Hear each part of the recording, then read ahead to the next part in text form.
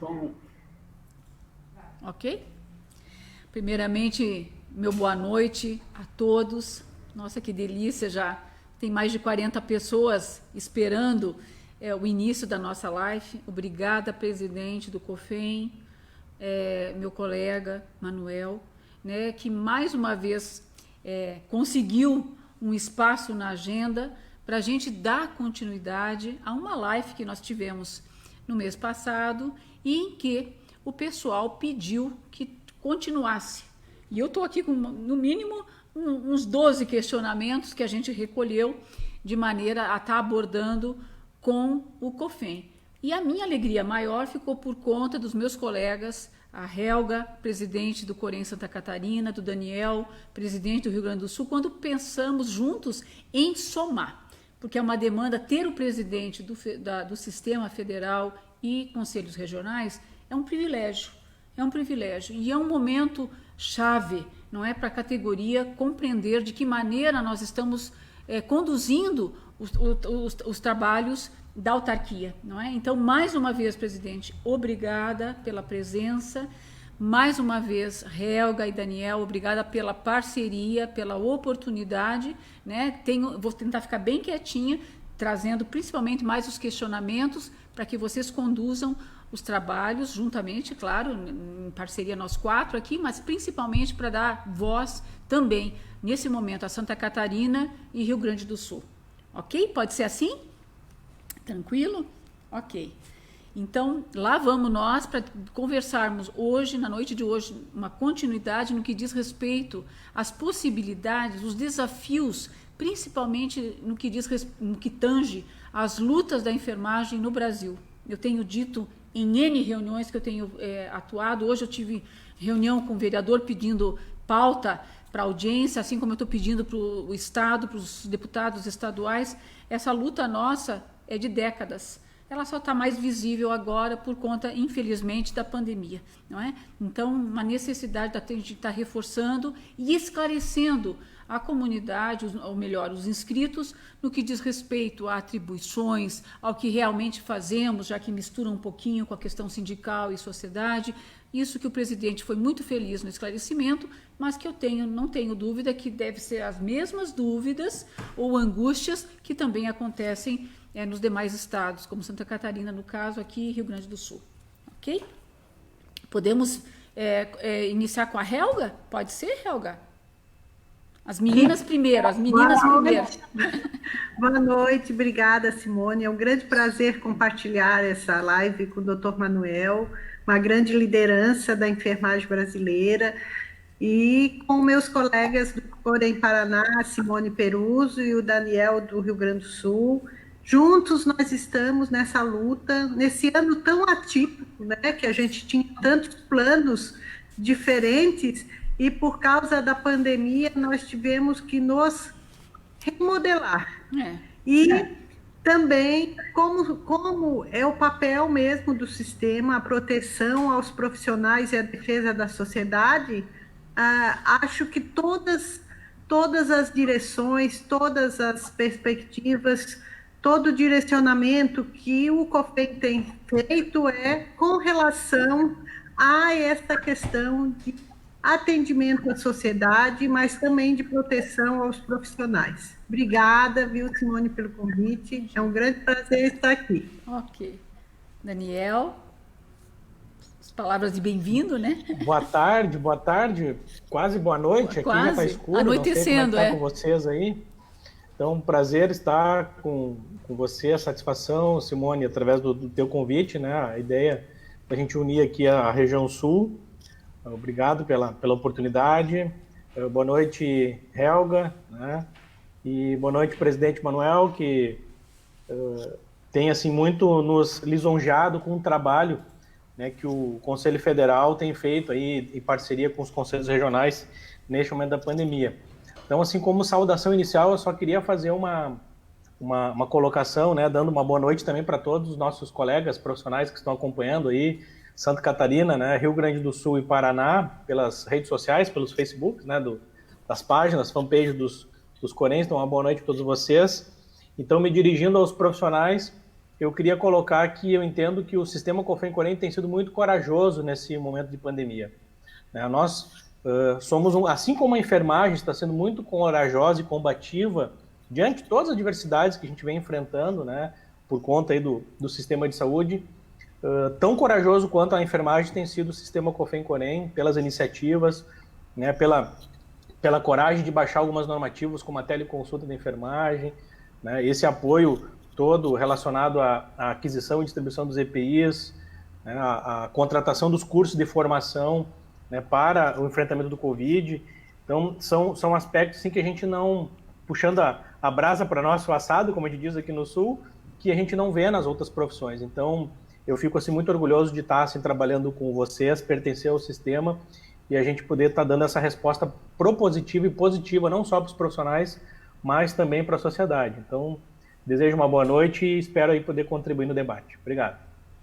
O nosso convidado, né, presidente do COFEM, Manuel Neri.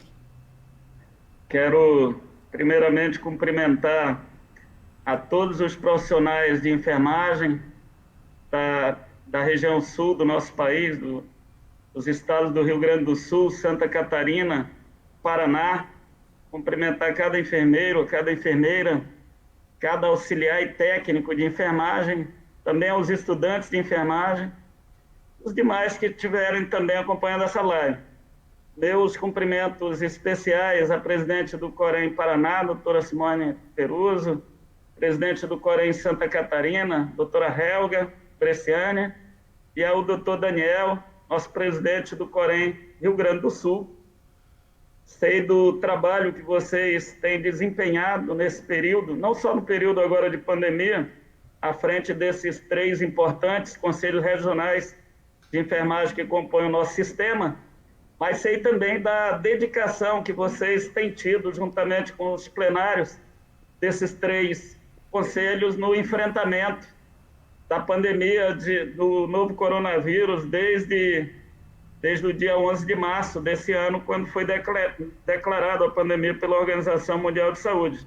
Nós temos acompanhado aqui o trabalho dos 3 CORENs da região sul, e é um trabalho que muito nos orgulha. Então, para mim é um prazer muito grande poder estar participando com vocês hoje dessa live e também juntamente com todos os profissionais de enfermagem da região sul do nosso país. Ai, que bom, presidente. Eu vou desencadear as perguntas, pelo menos uma pergunta já, não é? Eu tenho algumas, mas impressionante. Em pleno ano, então, dessa campanha internacional, presidente Nursing Now Brasil, onde a gente fala muito da liderança, né? Esse protagonismo, essa visibilidade que a pandemia nos deu, infelizmente, não é? E a questão da liderança. Então, por exemplo, o que tem sido perguntado, tanto desencadeado por aquela live, não é? E que a gente não teve tempo de abordar, meu Deus do céu, que estratégias, né? Qual seria a receita do bolo, se isso fosse possível, para a gente poder levar, que as pessoas levassem a sério o piso ético da enfermagem, não é? De que maneira a gente conseguiria, qual estratégia, a palavra que o colega utilizou aqui, quais as estratégias para alguém levar a sério esse piso ético, bem como as demais lutas que eu acrescentaria aqui a questão da regulamentação da carga horária, o dimensionamento, que também está aqui na minha listagem, como é que a gente faz com que ocorra esse dimensionamento adequado de pessoal, né? Eu sei que nem sempre a gente tem a receita do bolo, mas o mais importante, presidente, que eu pondero é mostrar para a categoria, mais uma vez, já foi abordado pelos meus colegas presidentes, a maneira que o senhor tem liderado e levado essas ações, cuja base está aqui nos questionamentos, mas de que maneira o COFEM tem levado isso à frente, seja por ação pública desencadeada, seja por meio de resolução, seja por meio de parecer, seja por meio de reunião, de que maneira os senhores estão conduzindo essa melhor visibilidade da enfermagem no Brasil? Olha, infelizmente, essas decisões que estabelecem pisos salariais éticos, elas não têm força de lei para obrigar os órgãos empregadores, sejam eles públicos ou privados, a obedecerem essas decisões. Mas elas têm um componente muito especial de servir de referência, tá? Inclusive para os próprios sindicatos negociarem salários quando dos acordos coletivos de trabalho, tá? Essa questão do piso salarial, da mesma forma de uma jornada de trabalho regulamentada para todo o território nacional, infelizmente depende da aprovação de leis pelo Congresso Nacional do nosso país, tá? Nós temos projetos aqui muito antigos e outros nem tanto, bem recentes, que tratam dessas matérias, tanto de piso salarial como de jornada de trabalho aqui tramitando dentro do Congresso Nacional. Em relação à jornada de trabalho, o projeto mais antigo que tem aqui é do ano de 2000, que é o projeto de lei 2295 de 2000, um projeto de lei do Senado. Foi aprovado no Senado Federal ainda no ano de 2005. Esse projeto está desde 2005 na Câmara dos Deputados e desde 2009 esperando para ser pautado para votação no plenário da Câmara dos Deputados aqui em Brasília. Infelizmente, tem uma bancada aqui de deputados federais dentro do Congresso Nacional chamada Bancada da Saúde, tá? Que na verdade é uma bancada numerosa e que defende muito os interesses do setor privado e filantrópico dentro do Congresso Nacional. Que são os setores que têm maior resistência para a aprovação de projetos de lei que tratam dessas matérias, tanto de piso salarial como de jornada de trabalho.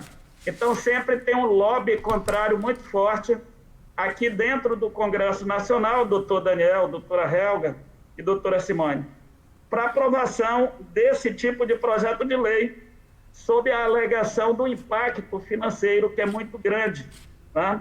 Essa é a principal alegação para os parlamentares, até hoje não terem aprovado projetos de lei dessa natureza, tanto em relação à jornada de trabalho de 30 horas, como em relação ao piso salarial. Por outro lado, carece de uma bancada de parlamentares que possam, de fato, representar os profissionais de enfermagem dentro do parlamento brasileiro, tá? Aqui na Câmara dos Deputados, em Brasília, por exemplo, de um total de 513 deputados, nós temos apenas uma profissional de enfermagem que é deputada federal, a deputada Carmen Zanotto, que, aliás, é uma enfermeira aí do estado de Santa Catarina. Então, vejam bem que é uma profissão que consta mais de 2.300.000 profissionais de enfermagem que não tem representação política. Eu tenho certeza, a enfermagem ela nunca se preocupou muito com essa questão de constituir representação política dentro das casas de leis no nosso país. Ocorre que onde se aprova leis é exatamente no parlamento. Desde o parlamento municipal, quando se trata principalmente de servidores públicos municipais, o parlamento estadual, quando se trata de servidores públicos estaduais, e no caso daqueles, uma lei de abrangência nacional, inclusive para o setor privado e filantrópico e o setor público, por dispositivos constitucionais, é uma matéria de competência da União Federal, portanto, carece de leis aprovadas pelo Congresso Nacional para que tenha validade em todo o território nacional, tanto para o setor público como privado, tá? Então, sempre se tem muita dificuldade para aprovar esse projeto de lei. O COFEI, nós temos uma assessoria parlamentar que trabalha todos os dias da semana, tá? Para que nós possamos fazer avançar esse projeto de lei. Esse ano, por exemplo, em função da pandemia e da visibilidade também, de certa forma, que a enfermagem ganhou no enfrentamento à pandemia do coronavírus, foram apresentados aqui dezenas de projetos de lei que tratam dessas duas matérias, tanto de piso salarial como de jornada de trabalho para os profissionais de enfermagem. Nós temos hoje dois projetos de lei no Senado, aprovados recentemente, E na Câmara dos Deputados tem vários projetos de lei, né? Nós temos em relação à jornada de trabalho mais antigo, é o que eu citei ainda há pouco, e piso salarial, o projeto mais antigo é de 2015, que é o projeto de lei 459 de 2015. Apensado esse projeto de lei, tem mais 12 projetos de lei na Câmara dos Deputados, a maioria deles apresentados agora nesse período de pandemia. Nós temos aqui feito um diálogo muito grande com os parlamentares, mas, infelizmente, esses projetos não têm caminhado aqui dentro do parlamento, aqui em Brasília. Esses que tratam de piso salarial e de jornada de trabalho. Só para você ter uma ideia, para vocês terem uma ideia, nós temos um projeto aqui também que foi apresentado em 2015, que é o chamado projeto de lei do descanso para a enfermagem. Até local digno para descanso, os profissionais têm dificuldade em muito serviço, tanto é que foi necessária a apresentação de um projeto de lei. Esse projeto foi aprovado no Senado ainda em 2015, depois foi para a Câmara, foi aprovado na Câmara no final do ano passado, mas infelizmente uma emenda aprovada na Câmara acabou desvirtuando esse projeto, porque ele deixou de ser um local de descanso para profissionais de enfermagem e passou a ser um local de descanso para trabalhadores da saúde, não é nem para profissionais de saúde. Então, o projeto voltou para o Senado e nós estamos lá dialogando com os senadores para que mantenha o projeto originário do Senado, para que a gente possa aprovar esse projeto ainda esse ano. Então, são muitos projetos de lei aqui no Congresso que trata dessa matéria, fora aqueles que tratam hoje aqui de pagamento de indenização para profissionais de saúde que estão na linha de frente do Covid-19, aposentadoria especial, testagem de profissionais, locais adequados para os profissionais cumprirem quarentena. Tem pelo menos cerca de 30 projetos de lei aqui hoje dentro do Congresso Nacional que diz, que trata de matérias relativas aos interesses da enfermagem brasileira. Nossa, mãe. Pergunto... peraí. Pergunto aos colegas... É importante, né, presidente, esse reforço, né? Quantas vezes a gente escuta que, de repente, o Conselho não está fazendo nada pelo trabalhador, né? São mais de 30 projetos de lei, né, e que estão em andamento, alguns a um compasso muito lento, não é? E a gente enfrentando isso, né? Eu acho que aqui...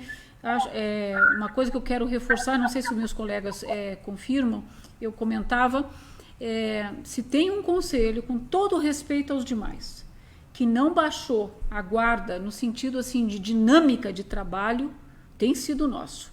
A grande maioria dos conselhos está de forma remota, com as portas fechadas, não é?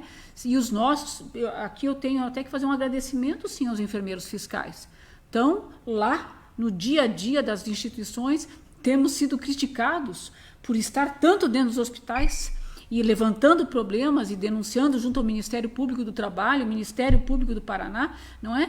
E isso até incomodando, de uma certa forma, as pessoas, porque nesse cenário todo, até quero ouvir dos meus colegas também, uma das preocupações são as diferentes normas que acabam sendo elaboradas, seja pelo município ou pelo estado. A começar, e aqui também tem uma pergunta no que diz respeito à questão do tempo do uso das máscaras, né? Então, eu tenho normas que diferem de estado para estado. No meu aqui, ora diz, então, 5 dias para máscara cirúrgica, né? Outros já falam a questão da N95, então, 30 dias. Como que vocês estão vivenciando isso no estado de vocês? Porque é uma autonomia, é claro que o serviço tem. De que maneira os senhores estão vivenciando essa questão? E o presidente, né, que preside o comitê de urgência nessa questão da Covid, pode, inclusive, também ilustrar e trazer exemplos para nós, não é? De que maneira vocês estão vendo isso e como trabalhar essa questão, não é? Bom, não resta dúvida que todo o trabalho e todo o empenho da enfermagem catarinense, paranaense, rio-grandense, brasileira, tem evidenciado toda a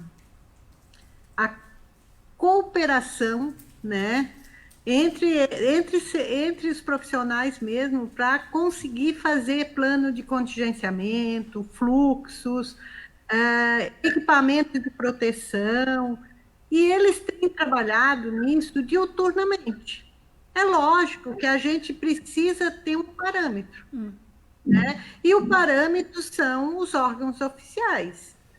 Aqui em Santa Catarina, a gente foi aos órgãos oficiais e nós começamos a solicitar que todas as diretrizes sigam o que é científico, né? A defender isso, né? Então, máscara cirúrgica é descartável, né? Não é para ter dúvida. Porque se ela era cirúrgica descartável antes da pandemia, por que na pandemia modificou? Então, com isso, lógico que na hora de comprar uma máscara cirúrgica, eu entendo o hospital lá do interior, pequenininho, que ele pagava 20 centavos por uma máscara cirúrgica, depois da pandemia, que iniciou a pandemia, foi a R$ 9, né? Nós fizemos um chamamento público aqui em Santa Catarina e nós compramos 90 mil máscaras a R$ 2,20. Mesmo assim, quando a gente olha aquele 20 centavos, foi muito caro. O que aconteceu? Por conta disso, os nossos profissionais tiveram, no início, falta de equipamentos. Ora, tem equipamentos com a qualidade duvidosa. Tá? Então, a máscara cirúrgica é descartável. A 95 segue a orientação do fabricante. Era isso antes da pandemia. Eu sempre digo, se era antes, por que mudou agora? Então, não pode ter mudado, né? Fora, eu trabalhei 25 anos na UTI. Quem vira paciente, a máscara cirúrgica não vai durar 2 dias, porque ela vai ficar úmida, né? Vai ficar muito úmida. Então, a gente pede muito e a gente conversa muito, e aqui a gente criou como diretriz, Simone, que talvez seja a mesma diretriz de vocês. A gente conversa muito com as CCIHs, tá? Sim. Por quê? Porque se é científico, eles não podem orientar nada diferente disso. E o que a gente tem feito, porque como a Anvisa tem aquela nota técnica que diz como fazer uma máscara cirúrgica, muitas instituições usaram o TNT para fazer, né? A gente está pedindo laudo técnico. Tá? Laudo técnico, por quê? E isso nos chamou muita atenção. Quando a gente fez o chamamento público, a gente criou um grupo de avaliação. Nós chamamos 2 enfermeiros de CCH e um engenheiro de segurança do trabalho. Vieram 10 empresas, entregaram a amostra para nós. 9 foram rejeitadas. Então, a qualidade que tem está levando o nosso profissional ao risco. Em 2 semanas, doutor Manuel, Santa Catarina teve 50% a mais de investigações no observatório, 2 semanas. Isso nos assusta muito. Tá? Lógico que tem toda uma conjuntura, precisa uma capacitação maior, precisa, mas a gente não pode tirar o foco, a enfermagem é uma profissão científica. Foi sempre assim e a gente vai continuar sendo assim. Então, se era científico antes, na pandemia tem que continuar sendo e ainda tem que ser mais rigoroso. Hoje o ministro da Saúde estava em Santa Catarina, eu fui entregar um documento para ele, eu conversei com ele, E o que é a nossa defesa? Porque Santa Catarina está no pico, né? Se fala muito em abertura de leitos de UTI. E estão recadastrando, o Ministério mandando monitor, ventilador, kit de anestesia, mas ninguém fala nos profissionais. Correto.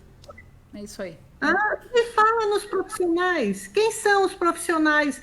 Um profissional de UTI, ele não se forma do dia para a noite. Então, a gente, como conselho, continua não podendo baixar guarda, Simone. Correto. Cada dia tem uma novidade. Quando o doutor Manuel fala dos projetos de leis, dos salários, mas pensa que eu, um profissional de enfermagem, vou trabalhar no enfrentamento à Covid, um técnico de enfermagem, para receber um pouco mais que o salário mínimo? Tá? É duro. Vou arriscar a minha vida para ganhar um pouco mais que o salário mínimo como técnico de enfermagem? Então, há uma dificuldade de contratação, mas nenhum parlamentar fala na questão do piso salarial. É verdade. É lógico que os profissionais nos cobram como conselho, né? Não tem problema nos cobrar. O problema é que a gente tem que cobrar os deputados que a gente elege também. Com certeza. Nós temos mais de 2 milhões no país. Então, se cada um de nós cobrasse naquele deputado que elegeu, talvez a gente conseguisse uma força coletiva para que esses projetos de lei, pelo menos, passasse dentro da Câmara Legislativa. Correto, Helga. Nossa. E eu assim, concordo muito com o que a Helga falou. O que valia antes da pandemia tem que continuar valendo agora. Máscara cirúrgica é descartável, né? Não tem como a gente ficar fazendo reprocessamento. E as máscaras N95, de fato, cada CCIH tem um corpo técnico formado por diversos profissionais, inclusive as enfermeiras, né? No qual já tem padronizado, né? Aqui no Rio Grande do Sul, a grande maioria das instituições tem padronizado no máximo 5 dias o uso da N95. Né? Eu tenho viajado muito. Aqui no Rio Grande do Sul, a gente está distribuindo máscaras N95 para 75 hospitais espalhados nos 497 municípios. E todos eu tenho conversado. Ainda essa semana viajei para a região do Alto Uruguai, quase ali em Santa Catarina, e na semana passada eu estava na região de Uruguaiana, próximo da Argentina. Né? E essa é a realidade. Então, a gente tem feito o alerta de que vale os protocolos científicos devidamente aprovados e respaldados na sua instituição, porque tem protocolo no CCH desde sempre, né? Sim. E agora, o que a gente tem visto é que algumas instituições preocupadas, inclusive com a segurança, têm reduzido esse tempo. Dou exemplo de um grande hospital aqui, referência, né, que aí tem 95 leitos de paciente UTI, que a máscara N95 é trocada regularmente a cada 6 horas, independente do seu estado. Foi uma padronização, né, específica da instituição. Então, reduzir os tempos, a gente entende e acha que é razoável. Agora, aumentar aquilo que já era de antes, a gente entende que é inaceitável, né, inclusive até criminoso, coloca, né, em risco os nossos profissionais. E nós estamos aqui no momento de franca pandemia, né, a curva, né, está no seu topo, e um topo que não baixa nunca, né, a gente está numa estabilidade, e hoje o Rio Grande do Sul está com a média das UTIs Covid 95% lotadas. Né, ainda ontem eu estava em Cruz Alta fica quase 350 km de Porto Alegre.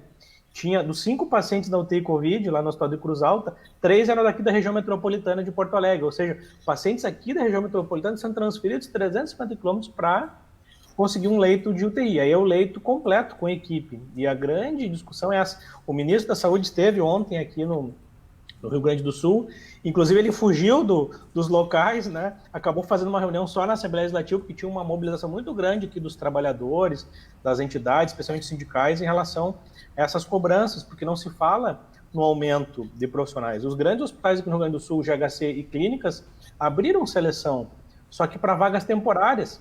Todos. E também a própria questão da vaga temporária já fica um pouco assim, quem vai, né, aceitar uma vaga temporária, né, de 6 meses, né? Então, e um profissional que geralmente está bem colocado no mercado, né? Então, nesse sentido, a gente não tem visto uma ação propositiva, né, nem do governo federal, nem aqui do governo estadual, para resolver essa questão do dimensionamento.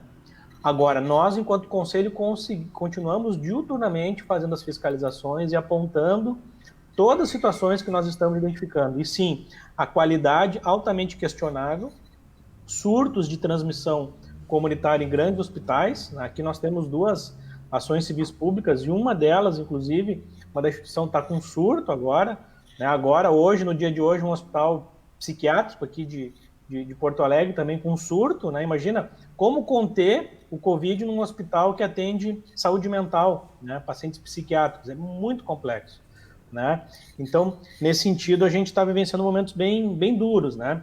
E em relação ao primeiro tema, eu queria colocar isso que a Elga fala assim, muito bem, né? É importante, e o que o presidente falou, é importante que saibam que nós, enquanto entidades da enfermagem, nós temos um fórum nacional, o COFEN tem essa assessoria, né, parlamentar que está diuturnamente lá, então a gente não está parado. Agora, cabe a cada um de nós, no papel de profissional e de cidadão brasileiro, né, nos mobilizarmos para que a gente converse.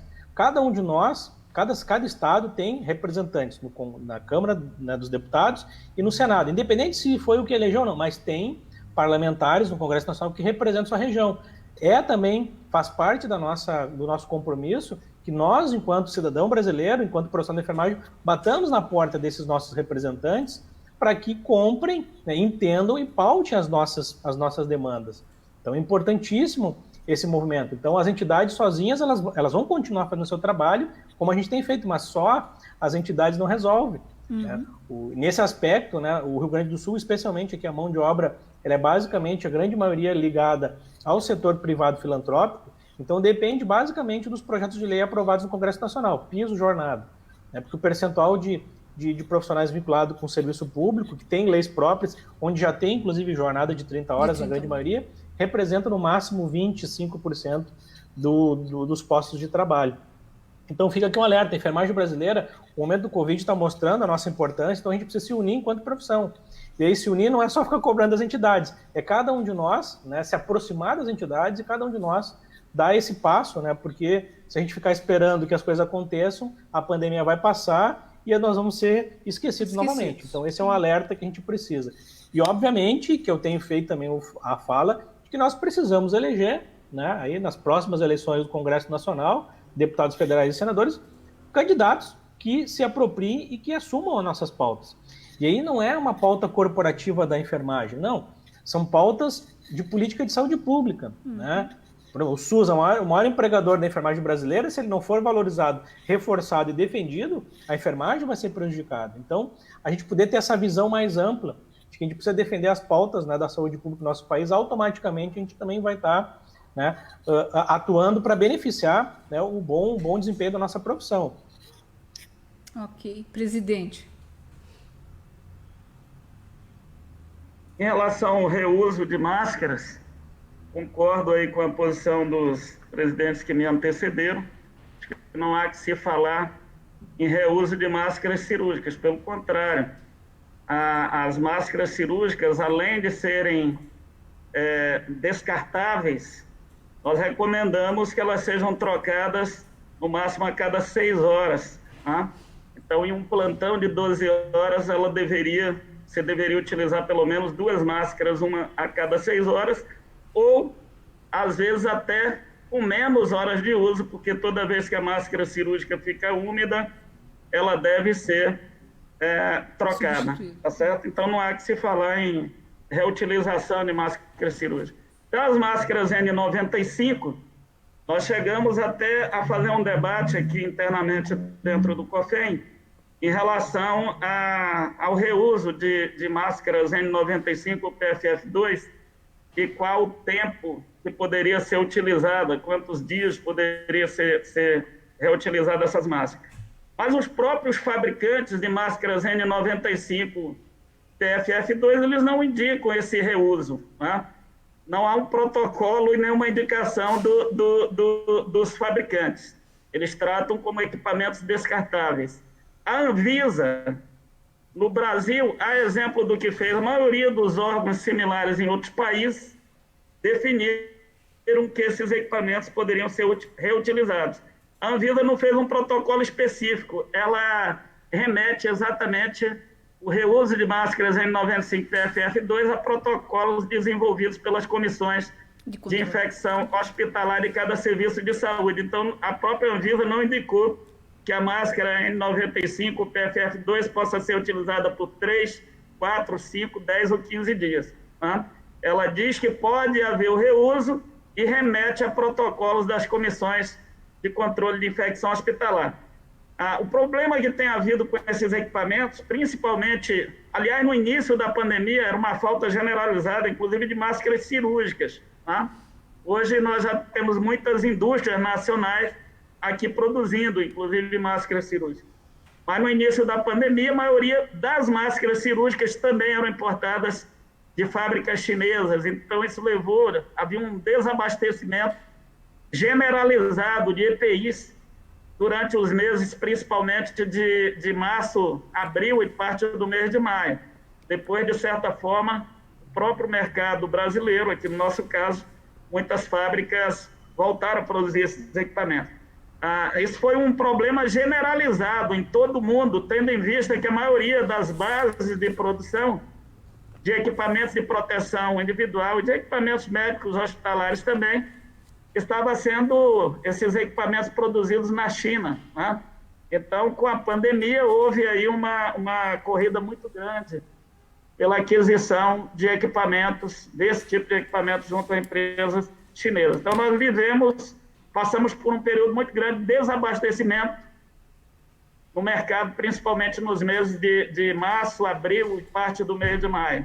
Em relação às máscaras N95 PFF2, ainda persiste, não um desabastecimento tão grande igual havia, tá? Mas ainda tem uma limitação para a aquisição desses equipamentos aqui no Brasil. No Brasil, são poucas fábricas que estão produzindo esse tipo de máscaras. Boa parte ainda é importado da China. Tá?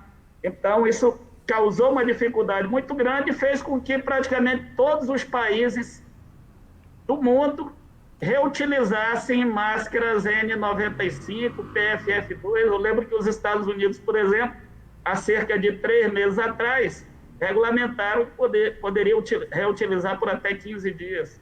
Tá? Os fabricantes não indicam isso. Tá? Então, mais em função desse problema do desabastecimento. Hoje, de certa forma, esse suprimento de materiais tem melhorado bastante, mas ainda há uma limitação de fornecimento que leva ao reuso. Tá? Outro problema levantado aqui pela doutora Helga é o problema da qualidade dos equipamentos. Tá? Muitas vezes, equipamentos adquiridos de qualidade duvidosa e que não geram a proteção que promete aos profissionais de saúde. Isso acaba contribuindo para esses altos índices de contaminação de profissionais de saúde por Covid-19 no nosso país, não só o adoecimento, como também o alto índice de mortalidade de profissionais de saúde, de forma geral, aqui no nosso país, muito acima dos índices verificados em outros países. Claro que essa questão são vários fatores que são envolvidos, né? Desde a questão do treinamento, que no início também muito insuficiente, né?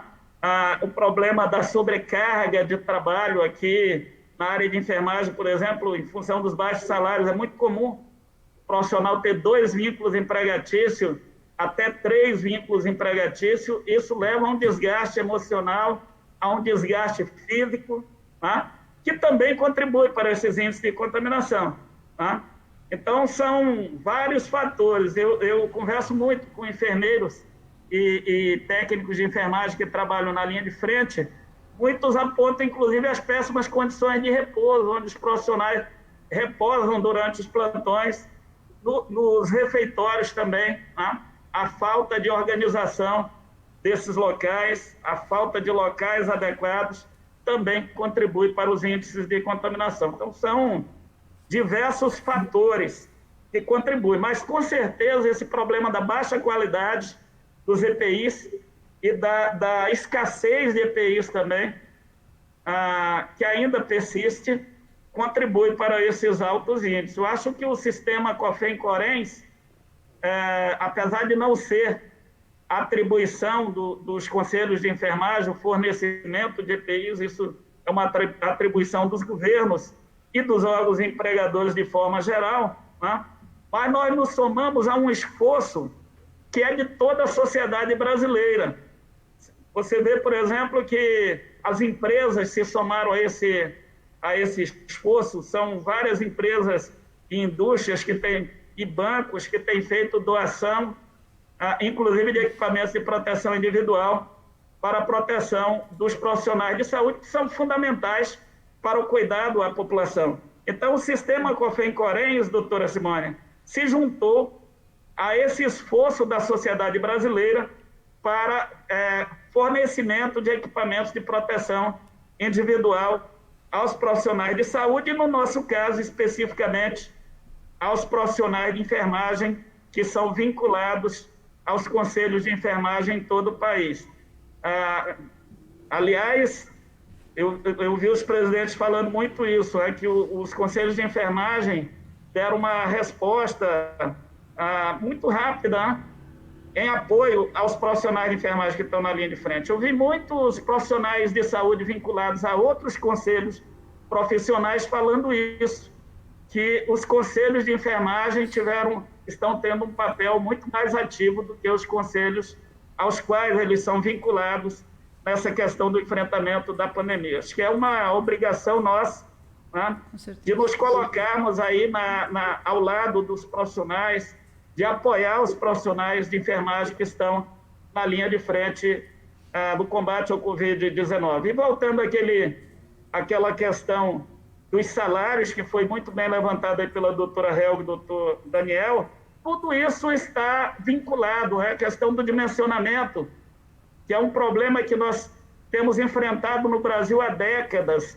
Acho que é o maior número de ações civis públicas que os conselhos de enfermagem movem na Justiça Federal já há décadas, para buscar um dimensionamento correto para atendimento à população. Ou seja, ter um número de profissionais pelo menos próximo do adequado para atender a população, sem levar a essa sobrecarga tão grande de trabalho que é verificada dentro dos serviços de saúde. Então, essas questões todas tornaram-se muito visíveis nesse período de pandemia, né? O governo brasileiro, ele precisa mudar o seu olhar para o profissional de enfermagem, de achar, por exemplo, que melhorar o salário, melhorar a condição de trabalho para o profissional de enfermagem e para o profissional de saúde, de forma geral, sempre se olha pela perspectiva do gasto público, do aumento do gasto público.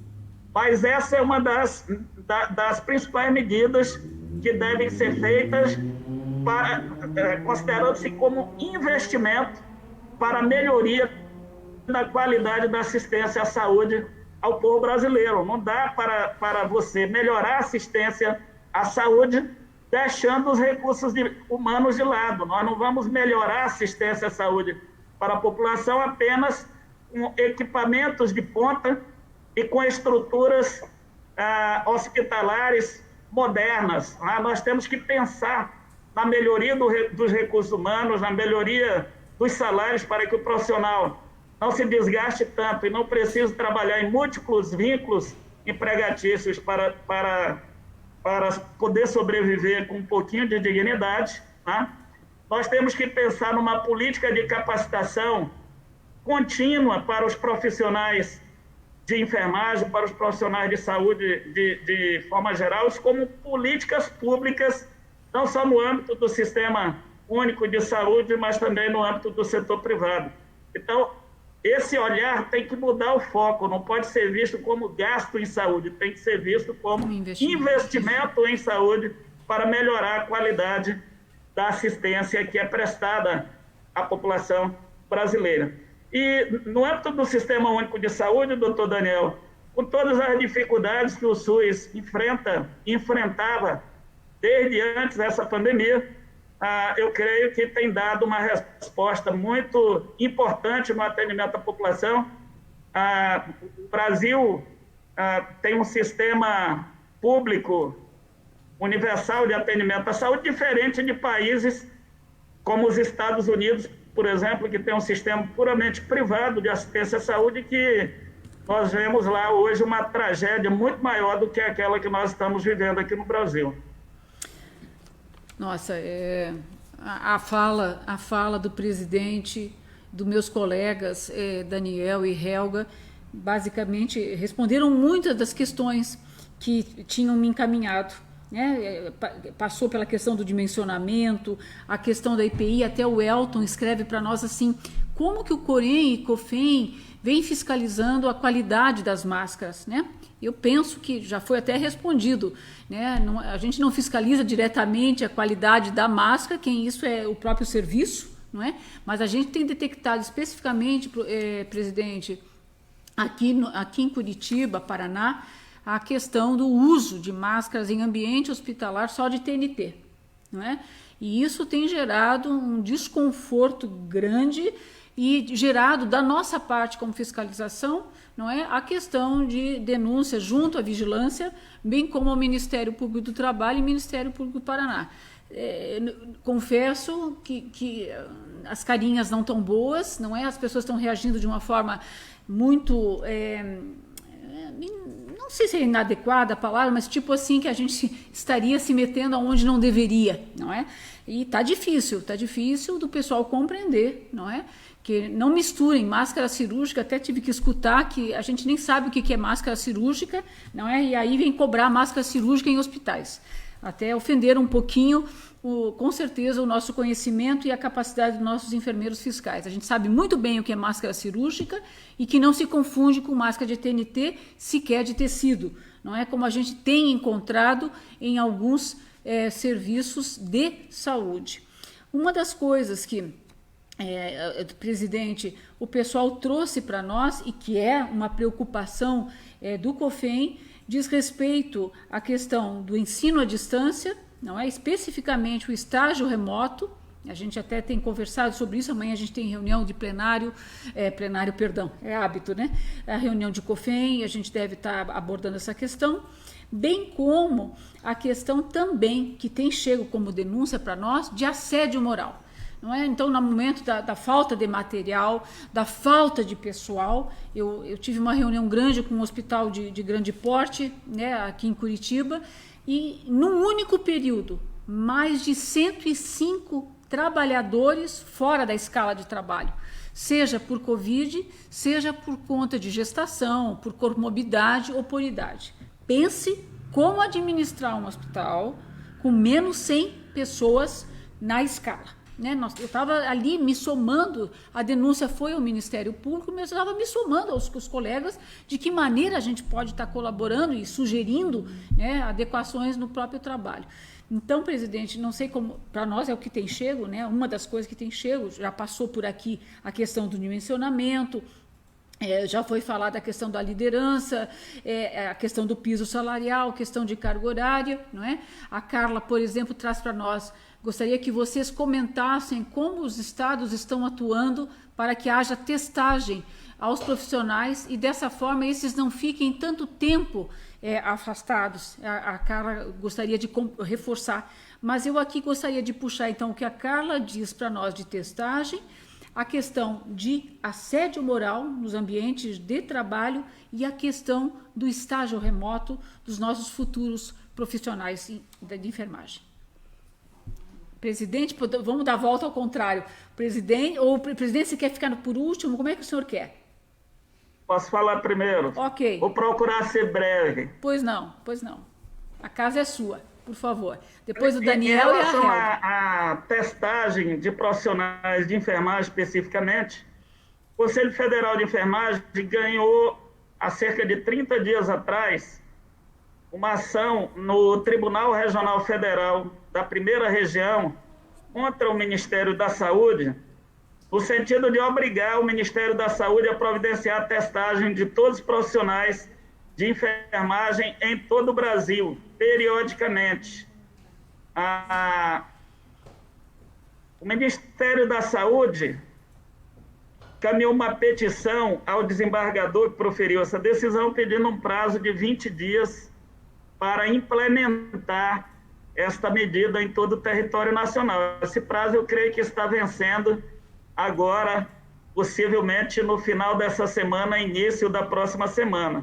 Nós vamos averiguar, através dos conselhos regionais de enfermagem, assim que vencer o prazo que foi concedido ao Ministério da Saúde, o cumprimento dessa decisão. Aliás, essa decisão vai um pouco mais além, porque também obriga o Ministério da Saúde a providenciar locais adequados para o cumprimento de quarentena para os profissionais que tenham necessidade de cumprir quarentena, para que não tenham que cumprir essa quarentena em suas residências, em função do risco de contaminação para as suas famílias, né? Também tenho acompanhado vários conselhos regionais de enfermagem que têm entrado com ações similares nos estados e que têm tido êxito. Também sindicatos, junto à Justiça do Trabalho, né, quando se trata do setor privado, tá certo? Então, as organizações têm tomado providências nessa questão, apesar que nós sabemos que ainda não é uma realidade a testagem em massa dos profissionais de enfermagem, dos profissionais de saúde nos serviços. Nós temos buscado os caminhos adequados, tanto através do Poder Judiciário, como através do Ministério Público e do diálogo com os gestores da área de saúde. Os conselhos regionais de enfermagem têm feito isso em todo o país. Com relação ao estágio remoto, a portaria recente baixada pelo Ministério da Educação, um dos maiores absurdos que nós presenciamos, né? Já não basta a história da formação de enfermeiros e técnicos de enfermagem por ensino à distância, que nós temos uma oposição muito grande, porque não consideramos essa ferramenta tecnológica como adequada para a formação de profissionais de enfermagem. Ainda o ano passado, tive discutindo com o presidente do Conselho Nacional de Educação, pedi que baixasse normas específicas, pelo menos criando uma regulação mais rígida para essa questão do ensino à distância. E há uma comissão que foi instituída recentemente pelo Conselho Nacional de Educação. Nós estamos, inclusive, acompanhando essas discussões, onde serão estabelecidas novas diretrizes curriculares para os cursos de graduação em enfermagem, e dentro dessas diretrizes também deve vir regulamentações em relação ao ensino à distância. Agora, em relação a aulas práticas e estágios através de ferramentas remotas, nós não concordamos de forma alguma, inclusive fomos à Justiça Federal com uma ação civil pública, pedimos uma tutela antecipada no sentido de vedar essas condutas que foram regulamentadas em portaria pelo MEC recentemente. Nós estamos ainda aguardando o juiz federal se pronunciar. Ele citou o Ministério da Educação, que já apresentou as suas contrarrazões, e nós estamos aguardando o juiz se pronunciar a qualquer momento em relação à petição que fizemos para proibir que as escolas façam aulas práticas e estágios por ferramentas remotas, porque simplesmente é impensável na área de enfermagem ou qualquer outra área dentro das ciências da área de saúde. Era isso inicialmente. Daniel? Eu queria colocar, né, assim, lembrando sobre essa questão da fiscalização. A gente tem orientado, né, enormemente que todos os profissionais de enfermagem denunciem através das nossas ouvidorias para que a gente possa tomar providência e constatação e verificação em loco. São inúmeras produções, inclusive ontem o Conselho Federal apresentou uma nota fazendo um panorama geral. Então, os conselhos de enfermagem não estão parados e a gente tem diuturnamente verificado essas situações. E a partir destas constatações, muitas delas, até pela limitação que nós temos enquanto, né, questão de legislação para autuar instituições, né, porque o nosso poder de polícia é em relação ao profissional de enfermagem, a gente tem demandado inúmeras situações para o Ministério Público do Trabalho, Ministério Público Estadual, vigilância sanitária, né, Então, essas questões da qualidade dos EPIs é responsabilidade, sim, né, Simone? A instituição é que tem que ter garantias de qualidade e testagem adequadas, aquele material é próprio para a utilização. Né? Mas, mesmo assim, mesmo sendo atribuição da instituição, os conselhos profissionais estão à disposição e a gente está indo verificar essas situações. A gente chegou aqui no Rio Grande do Sul ao cúmulo de determinada instituição fornecer como capote impermeável aquelas capas de chuva que a gente adquire quando vai num campo de futebol, no dia de chuva, algo assim altamente frágil, coisas assim absurdas. E, infelizmente, a gente tem recebido isso ainda muito. Então, a falta de qualidade, né, e até um certo descompromisso, né, de algumas gestões em relação a isso, né? Eu entendo também que tem uma discussão muito, muito complexa agora, porque a gente está em pleno, né, período de processo eleitoral das prefeituras e esse debate político dos municípios tem dificultado muito, né, essas questões. É o que a gente tem visto aqui nessas duas instituições que a gente tem ação civil pública, né? Então, a qualidade falta, né? E a gente está contribuindo para a produção e para a proteção da enfermagem, né? Essa questão do afastamento dos profissionais que tu coloca, Simone, aqui a gente já teve 300 profissionais na mesma instituição afastados, só que a gente vem avisando que isso ia acontecer desde o final de fevereiro. Sim, né? Sim. Então, os conselhos de enfermagem têm sido muito proativos nesse sentido. Então, ninguém foi pego de surpresa, né?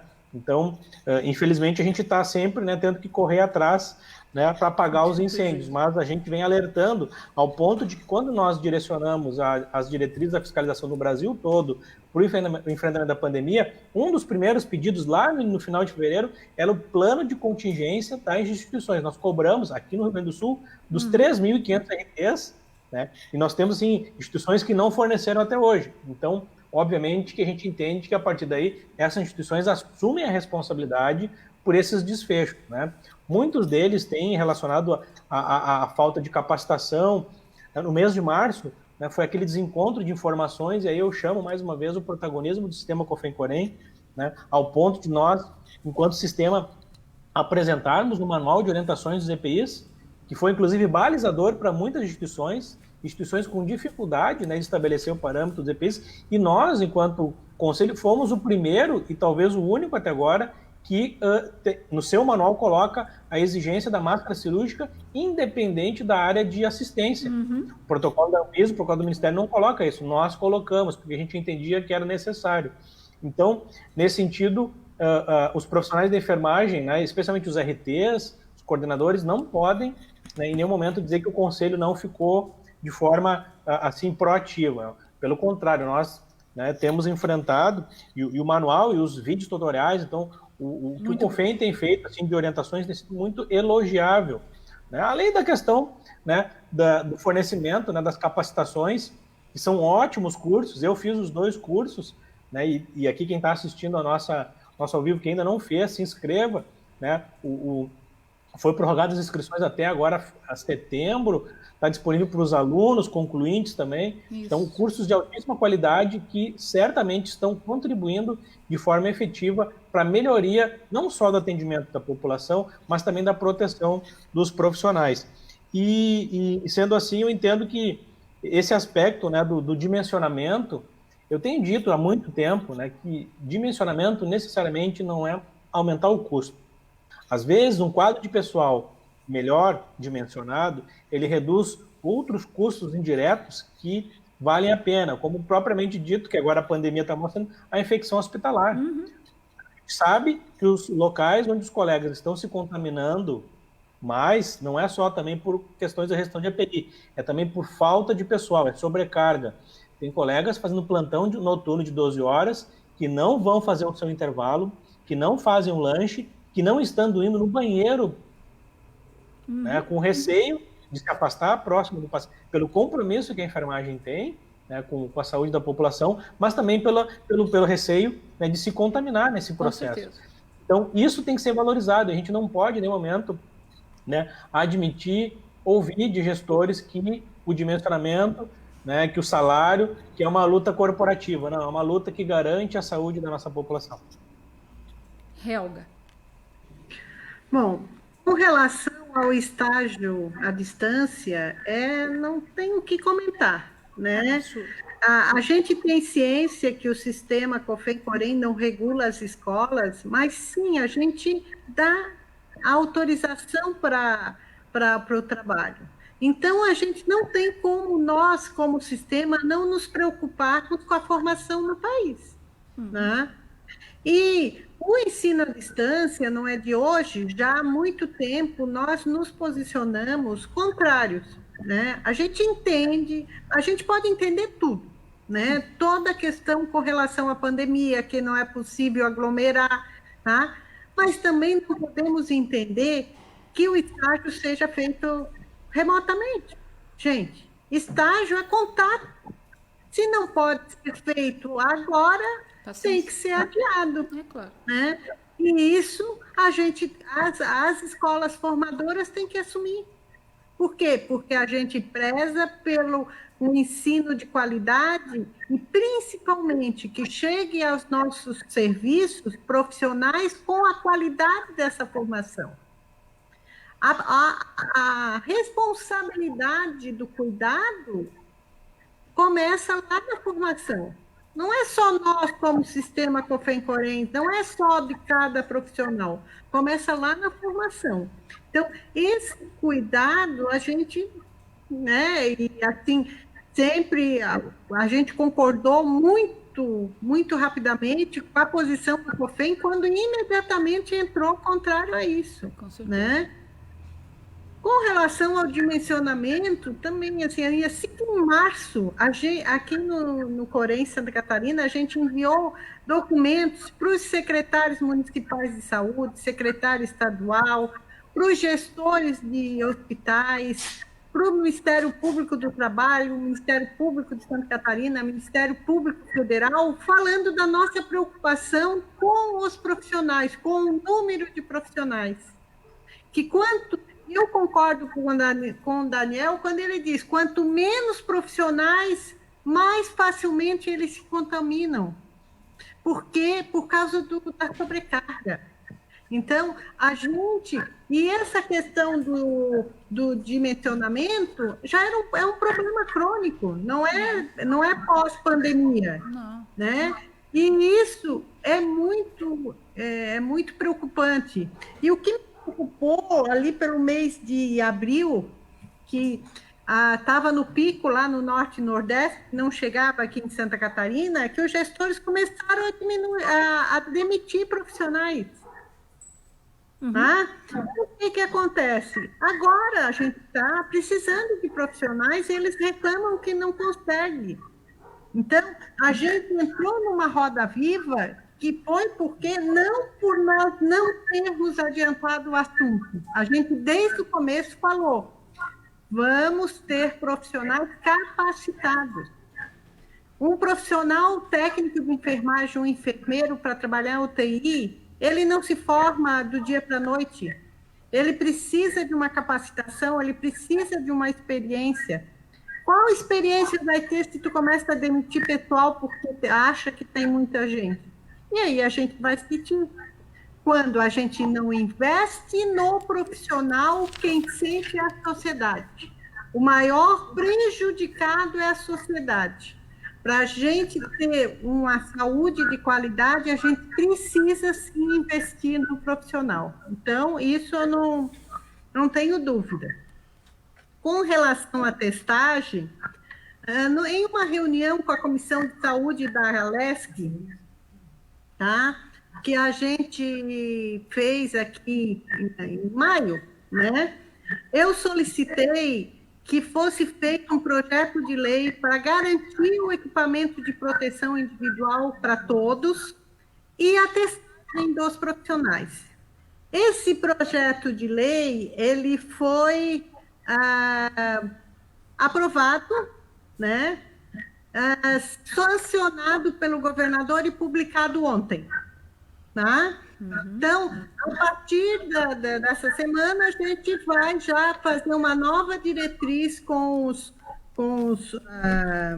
fiscais e um contato com os gestores para a gente ver uma forma de testar esses profissionais. Porque a gente vê que a maioria fica com sintomas, fica 14 dias afastado e não volta e não foi feita a testagem. Então, a gente espera que com essa lei, né, porque agora é lei, a lei 17.960, que foi proposta por todos os deputados da Comissão de Saúde, porque como eu fiz a solicitação à Comissão de Saúde, eles mesmos sugeriram que tivessem, né, a assinatura de todos. Eu acho que aí facilitou bastante essa questão. Nessa mesma reunião, eu pedi, que ainda não falamos, mas só para eu pedi também um projeto de lei para aumentar o percentual de insalubridade dos profissionais, né? Mas só que esse ainda está na Comissão de Constituição e Justiça, ainda a gente não conseguiu caminhar muito. Mas essa questão, a gente precisa, é o que eu falo, a gente precisa um apoio conjunto para cobrar dos deputados também isso, né? Não é porque o presidente Manuel falou no início a quantidade de projetos de leis que a gente tem e que não vai para frente, e a gente precisa uma mobilização conjunta, assim. Nós estamos, já avançamos um pouquinho o horário, mas aqui tem uma pergunta, não é pergunta, a Tatiana fala de qual é o prazo estabelecido entre as testagens, quando a gente fala de periodicamente testado esse trabalhador, de quanto em quanto tempo esse trabalhador deve ser testado, Helga? Não sei, tu estavas falando nisso, tu consegue responder essa questão da Tatiana? Simone, o projeto de lei não fala da periodicidade, né? Tá. A ação do COFEM que fala dessa periodicidade, talvez o doutor Manuel tenha uma justificativa melhor, tá? Ok.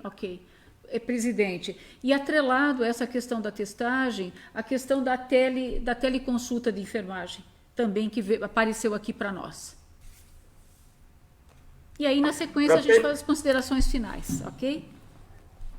A periodicidade que pedimos na ação que ingressamos aqui na Justiça Federal é que os profissionais sejam testados a cada 15 dias, tá?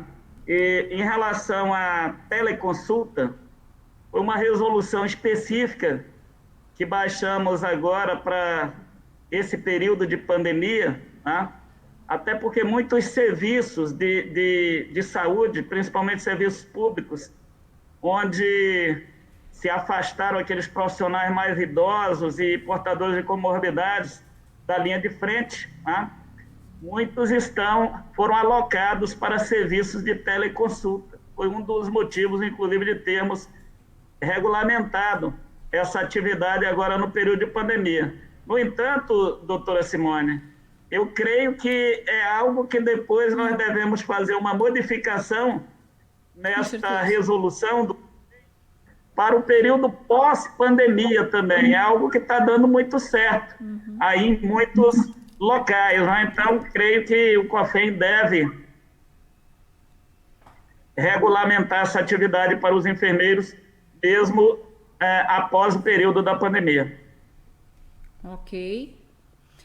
Agora eu vou Posso só falar um pouquinho da teleconsulta, porque eu tenho uma solicitação.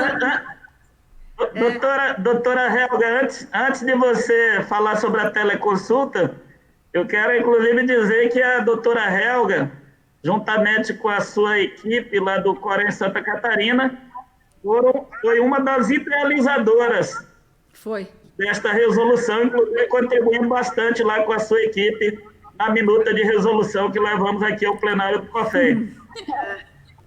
Obrigada, presidente. Só queria falar que já tem um movimento aqui no Estado para a gente continuar com as teleconsultas pós-pandemia. Com certeza. Isso que eu queria falar com o senhor. E, assim, eu pedi para a Secretaria Municipal de Saúde de Florianópolis, que aqui é próxima, né? Quantas teleconsultas foram feitas desde a emissão da resolução até agora. E veio um dado bem interessante, já foram feitas 13.793 teleconsultas aqui. Mesmo?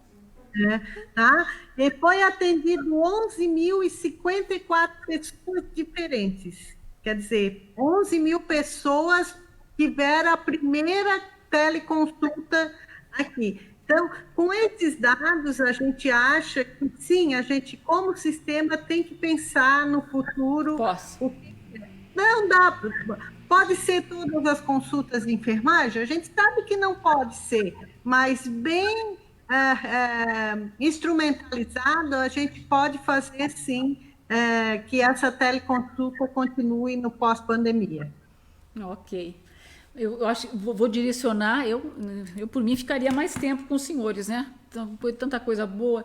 Eu vou direcionar, então, para as considerações finais. Eu fico por último para fazer o fechamento. E, presidente, o senhor é o primeiro, o senhor é depois dos outros presidentes do regional? O senhor manda.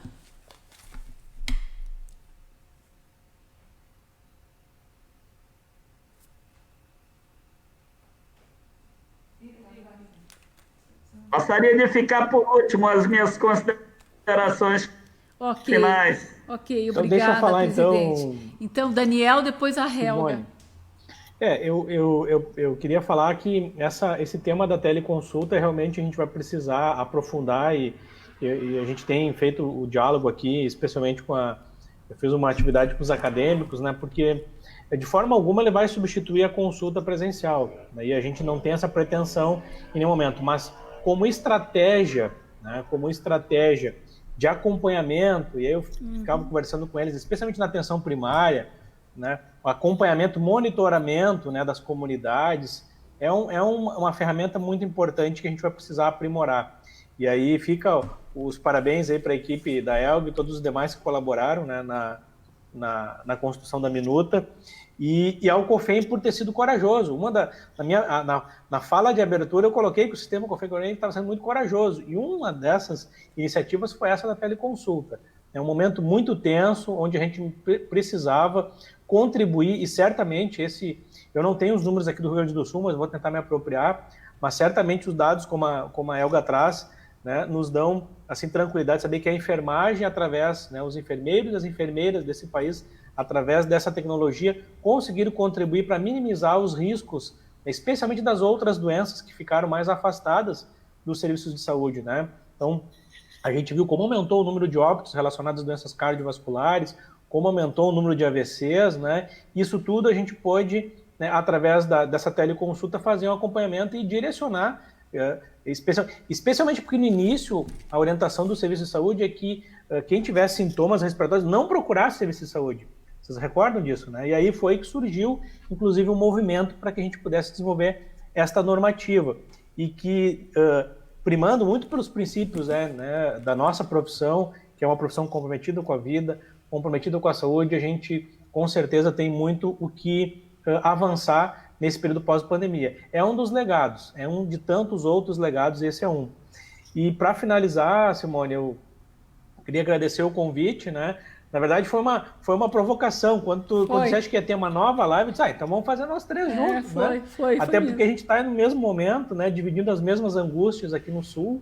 Então é muito importante essa aproximação, né? Eu tenho dito, o sistema COFEM-COREM já há muitos anos vem utilizando essas ferramentas das transmissões, né? Recordo aqui que nós inauguramos em 2017 as transmissões ao vivo dos eventos nacionais, num seminário administrativo Senafis em Bento Gonçalves, aqui no Rio Grande do Sul. Foi a primeira grande evento. Então isso democratiza o acesso. Então a importância que nós podemos assim dar para essas ferramentas que de forma alguma querem fortalecer o debate do ED, pelo contrário, né?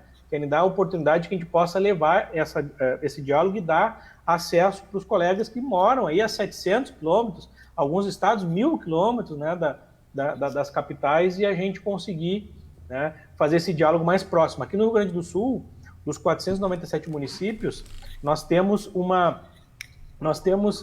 a enfermagem muito distribuída pelo estado. 50% está na região metropolitana e os outros 50% estão nas demais 7 regiões. Então, essas tecnologias nos fortalecem. Então, muito obrigado pela oportunidade, obrigado, presidente, pelo trabalho que tem feito no Conselho Federal e a gente aqui fica sempre à disposição para continuar construindo essa luta do enfrentamento da Covid de forma coletiva, né, com todo apoio, com toda a solidariedade, né, que é a forma como nós estamos conseguindo. Tem o barulho de fundo aqui, a gente está trabalhando em casa hoje, né? Mas então, muito obrigado por essa oportunidade. Eu acho que ações como essa de hoje valorizam e dão mais empoderamento para a nossa profissão aqui no Brasil. Obrigada, Daniel. Helga? Bom, eu só tenho a agradecer, eu quero agradecer a parceria, né, com os meus colegas do Corém Rio Grande do Sul e Paraná, dar o nosso abraço e dizer para a enfermagem catarinense que pode contar com o Corém Santa Catarina, assim como a enfermagem do Rio Grande do Sul e do Paraná e do Brasil, com todo o sistema COFEM-Corém, com tudo que a gente vem trabalhando em prol da enfermagem e defesa da sociedade. Agradecer também aos nossos empregados do Corém, e enfermeiros fiscais, principalmente, que mesmo com o medo do vírus, enfrentaram e voltaram a trabalhar. Nós estamos trabalhando aqui presencialmente desde abril, então a gente sabe e a gente vivencia o medo que toda a população tem, mas que mesmo assim enfrentaram essa situação.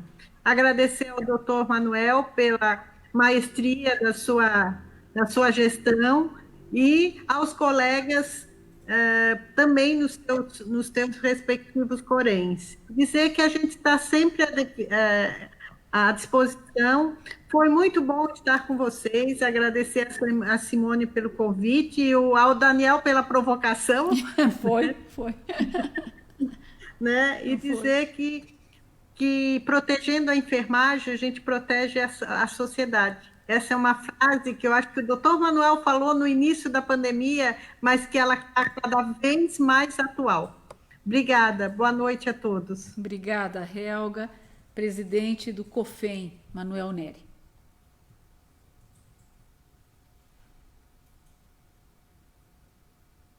Agradeço mais uma vez ao convite, foi muito bom estar com todos vocês, os 3 presidentes aí dos Coréns da região sul do país, Paraná, Santa Catarina e Rio Grande do Sul, e também com todos os internautas, profissionais de enfermagem que participaram desta live.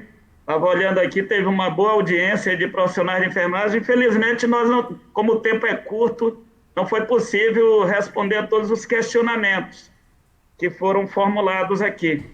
Mas para mim foi muito importante poder participar desse debate. Estamos à disposição, não só dos conselhos regionais de enfermagem, mas de todos os profissionais de enfermagem da região sul e de todo o nosso país. Teve um comentário aqui que me chamou a atenção. Eu não anotei aqui o nome da pessoa, e disse o seguinte, que não temos força e nem apoio para aprovarmos projetos de lei como o piso salarial e a jornada de trabalho. Acho que essa força só depende de cada um dos profissionais de enfermagem do nosso país, tá certo? A força está nesses 2.300.000 profissionais de enfermagem. Isso é uma força muito grande. Só basta cada profissional de enfermagem do país descobrir esta força e utilizá-la, inclusive em prol de mobilizações para que possa, de fato, concretizar esses objetivos, né?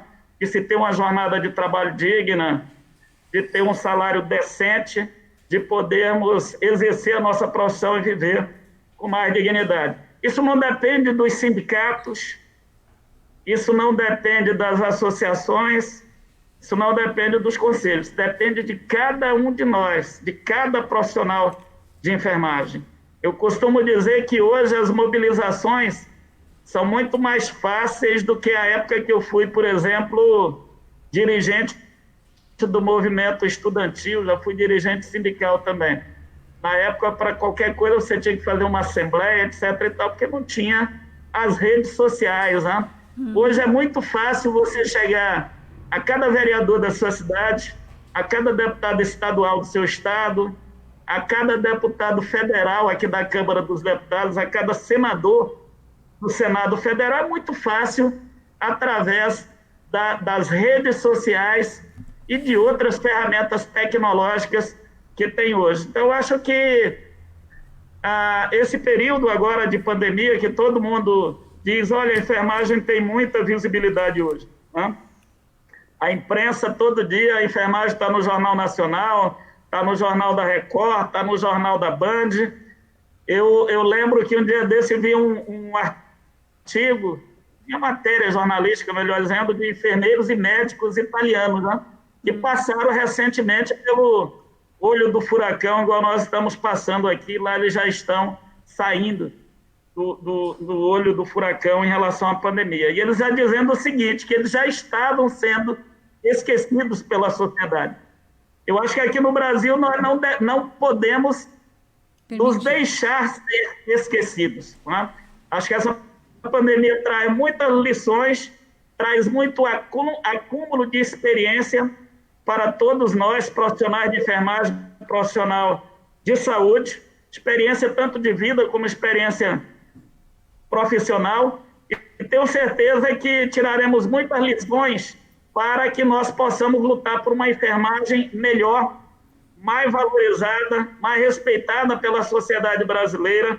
Eu acho que esse é um dos princípios para de fato, avançarmos em relação, inclusive, a essas pautas históricas, né, que a enfermagem luta há quanto tempo. Acho que isso depende dos profissionais se unirem mais, se mobilizarem mais. Acho que a enfermagem precisa acabar com essas briguinhas internas que acontecem muito, tá, dentro das próprias equipes de enfermagem pelos serviços de enfermagem no Brasil afora, e pensarmos em objetivos maiores.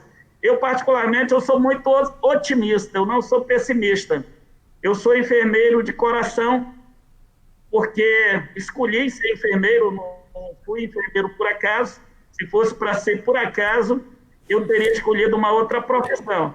Gosto do que faço, luto por uma enfermagem cada vez melhor, mais valorizada, e eu acho que essa luta tem que ser de cada profissional de enfermagem do país. Eu costumo dizer o seguinte, que a valorização profissional ela tem que começar de dentro de nós mesmos. Se eu não valorizo o meu trabalho, se eu não valorizo a minha profissão, eu não posso esperar que a sociedade brasileira e que os outros valorizem o meu trabalho e valorizem a minha profissão. Então, a valorização profissional tem que começar, primeiramente, de dentro de nós mesmos. Pelas nossas condutas, começa a valorização profissional. Acho que é o princípio. Eu, particularmente, sou muito otimista e penso que a enfermagem vai crescer muito no nosso país nesses próximos anos e nesse período pós-pandemia. Então, deixo aí um abraço fraterno aos 3 presidentes, doutora Simone, doutor Daniel, doutora Helga, e a todos os profissionais de enfermagem da região sul e do nosso país. Um grande abraço a todos e a todas, e fiquem com Deus. Obrigada, grande presidente. Abraço, boa noite. Eu vou fazer só um fechinho. Tá. Deixa eu só pegar uma vírgula. Tu sabes, eu tenho nessas inúmeras lives que a gente tem participado, eu aprendi uma coisa com o grupo de enfermeiros da saúde mental, né? Diz que o maior problema que nós estamos vivenciando nesse momento da pandemia é nós estarmos conosco, não é? Esse enfrentamento, se você não estiver bem com você, que é a tua maior companhia, né, vai ficar muito difícil de conduzir esse processo. Talvez por isso o grau expressivo de pessoal angustiado, agoniado, né, de estar... Eu aprendi que não é isolamento social, é distanciamento social. Nós só estamos distanciados, com saudade dos 3 meus colegas e os demais, mas principalmente das pessoas aqui que eu convivo mais de perto, não é? Então, nesse distanciamento é o voltar a si próprio, né? Como eu sou, como pessoa, como profissional. E aqui, presidente, quando o senhor fala desse envolvimento de cada inscrito, eu me atrevo a dizer, é parar de buscar culpados. não é? Não é, o culpado não é só o sindicato, não é o Corém, não é a associação. Primeiro que não tem culpados, né? Tem um conjunto da obra que não é só no Brasil, que é no mundo inteiro, com relação específica à nossa profissão. Então, a necessidade da gente trazer para nós esse autoconhecimento, esse autocuidado e essa participação mais intensa nas lutas da enfermagem. Não é possível a gente escutar que ninguém está fazendo nada. Isso é até irresponsável, esse tipo de colocação dos nossos inscritos. E aqui eu faço um apelo, né, ao Brasil como um todo. A questão da importância do Sistema Único de Saúde, a pandemia demonstrou que a gente só está sobrevivendo porque nós temos um Sistema Único de Saúde, senão eu não sei o que seria de nós perante essa pandemia, dos nossos gestores, das nossas autoridades, e lembrar da questão pós-pandemia, não só na teleconsulta que está indo, a Helga foi muito feliz na colocação, e eu tive a oportunidade de participar com outros presidentes de outros conselhos com relação ao telesaúde, não é? Eu acredito que a teleconsulta de enfermagem veio para ficar, não tenho dúvida, ela não substitui, mas ela complementa barbaramente. E nessa pós-pandemia, que todos esses recursos que foram desencadeados para a pandemia, inclusive o número maior de leitos de UTI, com a tecnologia necessária, se mantenha, porque na maioria dos estados nós temos falta de leitos de UTI. Então, que, por favor, não é só a falta de pessoal de enfermagem, mas que esse investimento não seja só no período da pandemia, mas na sequência da demanda que já tinha sido apontada pela maioria dos nossos estados. No meu, pelo menos, tinha déficit, sim, de leitos de UTI. Então, importantíssimo essa questão. A Alessandra, querida, é uma grande colega, sugiro uma próxima live. Se for assim, pelo jeito nós vamos fazer live ad eterno, não é? Porque pedindo mais acho que essa é a grande vantagem da ferramenta para abordar ainda mais as fragilidades da EAD e os desafios da atuação da enfermagem no interior dos estados, não é?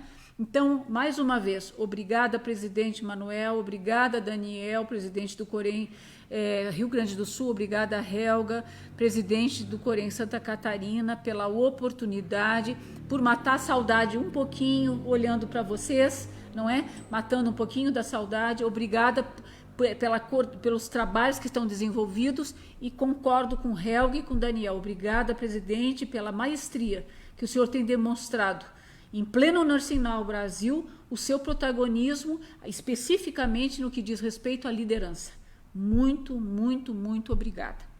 Uma boa noite para cada um dos senhores.